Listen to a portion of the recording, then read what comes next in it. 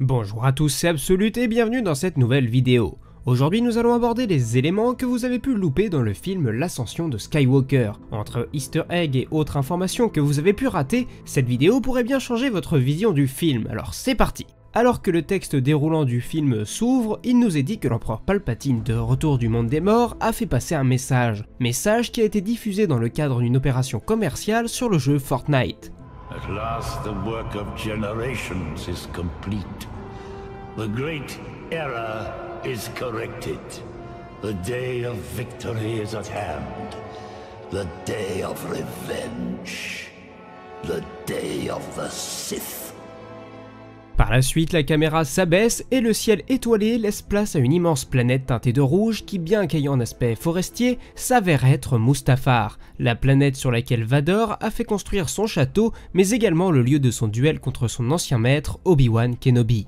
Mustafar, petit à petit, reprend vie grâce aux actions du joueur dans le jeu VR Vador Immortel, qui empêche Vador de mener à bien des expériences obscures. Petit à petit, la végétation fait son retour, et certains marécages apparaissent. C'est dans l'un de ces marécages que Kylo affronte des adorateurs de Vador au début du film, une secte nommée les Alasmecs de Winsith, qui veille sur ces lieux depuis un nombre conséquent d'années, au cours desquelles le temps n'a fait que transformer le château de Vador en un immense tas de ruines. Par la suite, Kylo se rend sur Exegol, un monde perdu des Sith, sur lequel il fait la rencontre de Palpatine, qui lui explique qu'il a toujours été les voix qu'il entendait dans sa tête. Et c'est dans un comics qui sortira dans quelques mois en France que nous apprenons qu'en réalité, Ben a toujours entendu ces voix dans sa tête, ce qui ne manquerait pas de le perturber durant toute son adolescence. Et concernant Snoke, nous savons désormais qu'il a été entièrement créé par Palpatine, qui d'une certaine manière lui a conféré une partie de son pouvoir. Mais en réalité, Snoke n'a été créé que pour servir de test au jeune Ben Solo. Il devait le faire basculer du côté obscur et débuter sa formation. En étant tué par Kylo, Snoke a donc parfaitement rempli sa mission, même si nous ignorons encore si le suprême leader du Premier Ordre était au courant de cette dernière.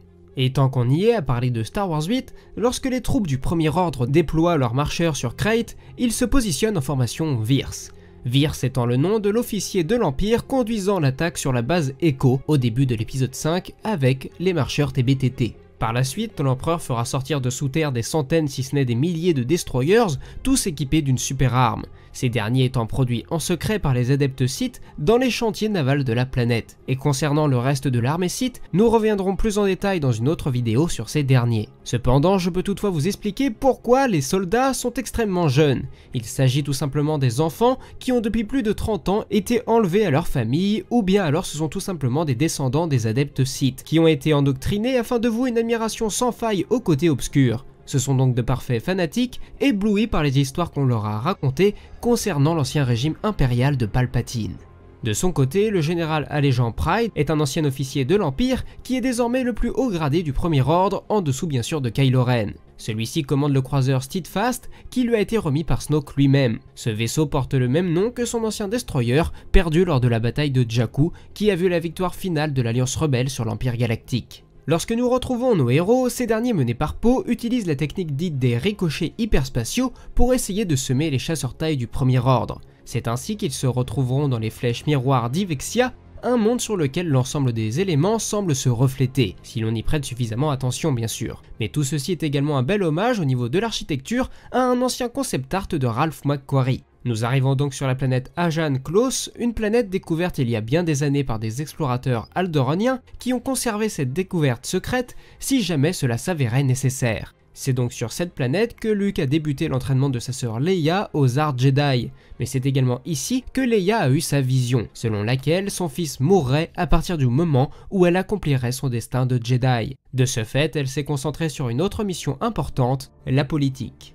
C'est donc à Rey que reviendra ce nouveau sabre laser pour qu'elle accomplisse son destin. Mais concernant le sabre d'Anakin, le cristal Kyber a été réparé grâce aux enseignements tirés des livres trouvés sur Ahch-To. Ces livres recanonisent au passage le vieux maître Jedi de l'ancienne République, Odan Ur. Tout comme du côté des Sith, Revan, Tenebrous, Phobos, Desolus et Andedu voient également leur nom être recanonisés. Mais ce n'est pas tout, des planètes importantes pour les Jedi dans le Legends telles que Tython ou Ossus sont également recanonisées. Il est aussi intéressant de noter que les livres font mention du monde de Mortis, un lieu important dans la Force, tout comme le monde entre les mondes, un lieu entre l'espace et le temps que Palpatine cherchait à découvrir dans Star Wars Rebels. Il nous est également précisé que le sabre de Luke a été retrouvé dans la Cité des Nuages suite à sa chute, mais nous ignorons toutefois encore comment il a fini par atterrir dans les mains de Maz Kanata. Ce sabre d'ailleurs est désormais équipé d'un variateur de taille qui peut modifier la longueur de la lame, un élément déjà présent dans le Legends. Rey de son côté réutilisera dans ce film à de nombreuses reprises ses talents de psychométrie, notamment sur la lame qui leur permettra de retrouver l'orienteur Sith de Palpatine. Ces talents si particuliers de psychométrie existaient déjà dans le Legends via notamment le personnage de Quinlan Vos, mais c'est également un talent du jeune Cal Kestis dans le jeu Jedi Fallen Order. Toujours sur Rajan Klos, nous pouvons apercevoir une corvette corellienne dissimulée au milieu d'une caverne. Celle-ci n'est ni plus ni moins que le Tantive 4, le croiseur de Leia au début de l'épisode 4. Après avoir été confisqué par l'Empire, celui-ci a été récupéré dans le secteur Yama et offert comme un présent à Leia par un ancien officier impérial. Malheureusement, lors de la bataille finale, ce dernier, alors commandé par Nin Noom, sera détruit suite à l'attaque dévastatrice de l'Empereur. Lorsque les rebelles ont la confirmation que l'Empereur est bel et bien de retour, le personnage interprété par Dominic Monaghan, nommé Beaumont Kin, nous apprend que le Seigneur Sith pourrait éventuellement avoir fait son retour grâce à une technique de clonage Sith. Révélation qui intrigue le spectateur car nul ne sait pourquoi ce personnage serait au courant de cette information. Il s'avère en réalité que ce n'est ni plus ni moins qu'un historien spécialiste de l'ordre Jedi et de l'ordre Sith, ce qui tend à expliquer sa connaissance de ces techniques interdites. Suite à cette information, nous pouvons alors supposer que le Palpatine que nous voyons est bel et bien un clone, peut-être diminué du terrible Seigneur Noir. Il nous dira même plus tard qu'il a déjà été tué par le passé, faisant alors probablement allusion à sa chute dans le retour du Jedi. Mais pour autant, le retour de l'Empereur n'a rien d'extraordinaire, car dans le comics Dark Empire, publié dans les années 90, l'Empereur faisait déjà son retour grâce à des clones de lui-même, mais également grâce à une technique appelée le transfert d'esprit, qui lui permettait à chacune de ses morts physiques de transférer son esprit dans une nouvelle enveloppe charnelle. Il essaiera même dans ses derniers instants de transférer son esprit dans le corps du jeune Anakin Solo, le fils de Han et de Leia dans l'univers étendu Legends.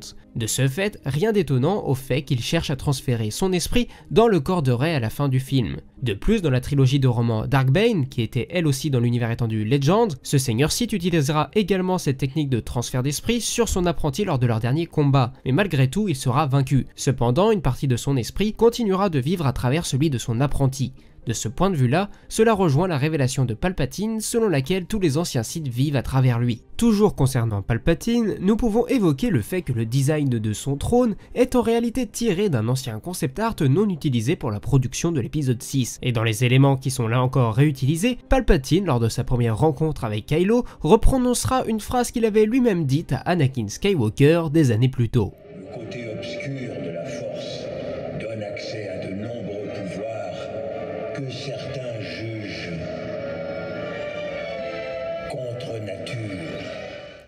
Le côté obscur de la Force est un moyen d'acquérir de nombreuses facultés considérées par certains comme contraires à la nature.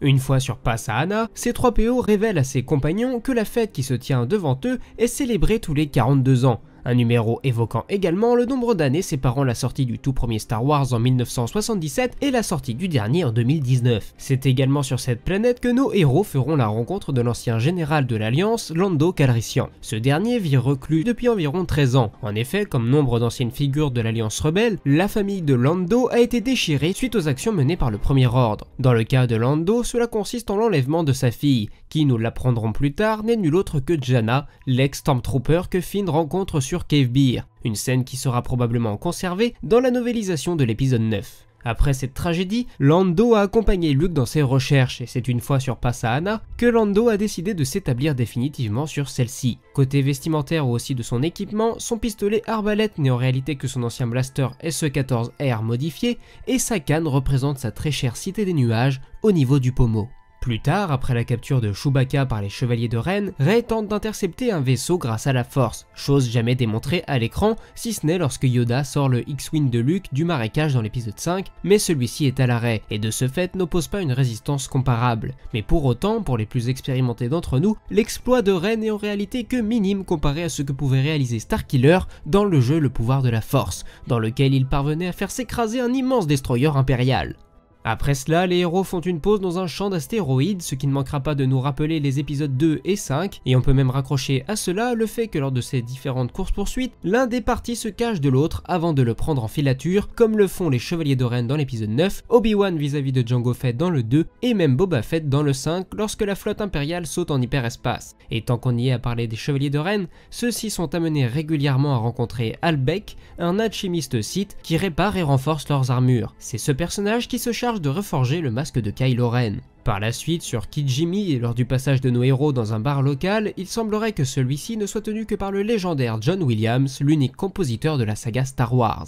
Dans les nombreuses ruelles de la ville, nous pourrons croiser brièvement un homme à l'allure réellement dérangeante. Ce dernier, nommé Rodgar Deng, est un vieux chasseur de primes qui a fait remplacer de nombreuses parties de son corps pour pouvoir exercer sa profession plus longtemps. À la vue de sa description, des couleurs qu'il porte et de l'anagramme que l'on peut trouver dans son nom, je pense qu'il est fort probable que ce personnage soit en réalité Dengar, un chasseur de primes visible dans l'épisode 5. Ensuite, les héros se rendront sur la planète Kevbir, où ils utiliseront la lame pour repérer le lieu où est dissimulé l'orienteur Sith. Un élément utilisé dans de nombreux films par le passé, l'un des plus récents qui me vient à l'esprit est Aquaman, dans une scène au cours de laquelle le héros utilise le fond d'une bouteille pour repérer sa cible à l'horizon. Après cela, lorsque Rey se rend dans la salle du trône de l'empereur dans les débris de l'étoile de la mort, celle-ci doit faire face à son double maléfique, un double qui ne peut que nous rappeler l'épreuve que subit Luke Skywalker dans l'épisode 5 lorsqu'il est confronté à l'attrait du côté obscur et fait face à son reflet camouflé derrière le masque de Dark Vador. Au cours des divers affrontements qui opposent Kylo Ren et Rey, on peut noter que Kylo tente de nombreuses esquives lors de ces duels, ne répliquant que rarement aux attaques de la Jedi, ce qui là encore ne manquera pas de nous rappeler la technique de Luke dans l'épisode 8 qui ne cesse d'esquiver les coups de son ancien apprenti, ce qui ne fait que l'énerver et c'est totalement le cas dans ce dernier opus, ce qui a probablement pour objectif de faire ressortir la vraie nature de Rey, à savoir une héritière de l'un des êtres les plus obscurs que la galaxie n'ait jamais rencontré. Au cours du duel sur Kevbir, les deux protagonistes sont amenés à changer leur technique de combat, par exemple en tenant leur sabre laser à l'envers, une technique bien connue des fans de Ahsoka Tano ou bien encore de Galen Marek. Au cours du film, Rey est amené à plusieurs reprises à utiliser la guérison de force, un pouvoir jamais montré à l'écran mais qui pour autant n'est pas inconnu des fans de la saga. En effet, ce dernier est utilisé depuis de nombreuses années dans l'univers étendu et plus particulièrement par les Jedi, dont certains se sont même spécialisés dans cette technique, comme par exemple Silgal, une Jedi Mon Calamari du nouvel ordre Jedi de Luke Skywalker. Alors je viens de vous citer un exemple de l'univers étendu Legends, mais le canon n'est pas en reste pour autant, car avec la série The Mandalorian, le bébé Yoda semble lui aussi utiliser ce pouvoir de manière instinctive, et c'est ainsi qu'elle guérira totalement le bras de Greef Karga. On peut également remarquer que l'usage de cette technique semble réparer intégralement tous les endroits blessés du corps, car la cicatrice de Kylo Ren, acquise lors de son duel contre Rey dans l'épisode 7, disparaît après que la Jedi lui ait prodigué des soins. Plus tard sur Ahch-To, Luke viendra en aide à Rey en faisant sortir des os son ancien X-Wing, un véritable clin d'œil à l'épisode 5 lorsque Yoda faisait léviter ce même X-Wing. On peut d'ailleurs entendre en arrière-plan résonner le thème de l'ancien maître Jedi. Plus tard, lorsque le signal du X-Wing de Rey sera recapté par les résistants, nous apprendrons que celui-ci possède toujours le même nom de code que dans l'épisode 4, à savoir Rouge 5. À de nombreux instants dans le film, il vous sera possible d'observer un Mon Calamari se battant aux côtés des rebelles. Celui-ci n'est nul autre que Aftab Ackbar, le fils du légendaire amiral Ackbar, apparu pour la première fois dans le comics Allégeance, publié en fin d'année dernière. Parmi les personnages ayant fait leur retour, on peut encore citer Wedge Antilles, que l'on croise à la tourelle du Faucon Millennium, Wedge qui accompagnait déjà le Faucon lors des derniers instants de la bataille d'Endor dans l'épisode 6. Enfin, dans le dernier arc du film, lorsque les vaisseaux alliés font leur apparition, nous pouvons apercevoir brièvement les vaisseaux les plus importants déjà vus au cours de la saga, que ce soit des croiseurs Mon Calamari, le Ghost, le Razor Crest, des chasseurs Naboo et même des vaisseaux mandaloriens. Ensuite, vous avez peut-être trouvé que les vaisseaux du Dernier Ordre étaient éliminés un peu trop facilement, et c'est vrai que l'explication est donnée rapidement, mais néanmoins il y en a bien une. De 1, les vaisseaux n'ont pas encore pu activer leur bouclier, car ils sont encore en pleine atmosphère, c'est dit par l'un des personnages. Un autre nous expliquera que s'ils parviennent à détruire le canon ventral, l'explosion qui s'en suivra aura une chance de toucher le réacteur principal du vaisseau, et donc de le détruire entièrement. À la surface, lorsque Palpatine évoque le rituel à Rey qui doit l'abattre, on peut remarquer que l'attitude du Seigneur Sith et son phrasé sont extrêmement similaires avec une certaine scène de l'épisode 8 au cours de laquelle Snoke pensait réellement lire dans l'esprit de son apprenti. Elle va venir à moi. Elle va accomplir sa vengeance. D'un coup de son sabre, les Sith renaissent. Les et je connais ses moindres intentions. Oui, je le vois tourner son sabre pour frapper juste. Et d'un seul coup, jeune écervelé, il l'active et il tue son véritable ennemi.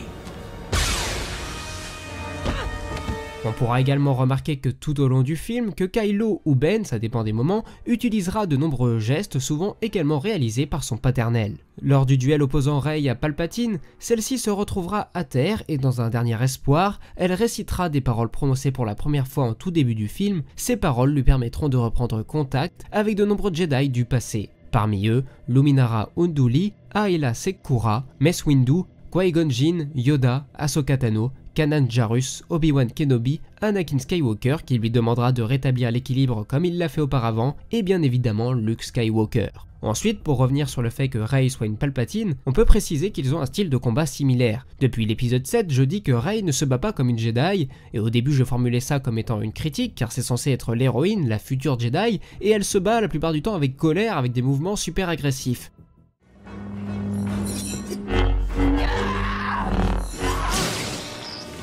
Eh bien il semblerait que maintenant ce soit justifié, donc d'un certain point de vue, tant mieux. À la fin du film, nous enchaînerons diverses scènes qui nous montreront par exemple sur Endor que le destroyer du Premier Ordre a probablement été détruit grâce à une manœuvre Holdo, et que Wicket, le petit Ewok de l'épisode 6 interprété par Warwick Davis, fait lui aussi son retour. Et vu que nous arrivons à la fin du film, vous aurez remarqué que nous ne savons toujours pas, à ce moment-là, ce que Finn souhaitait révéler à Rey.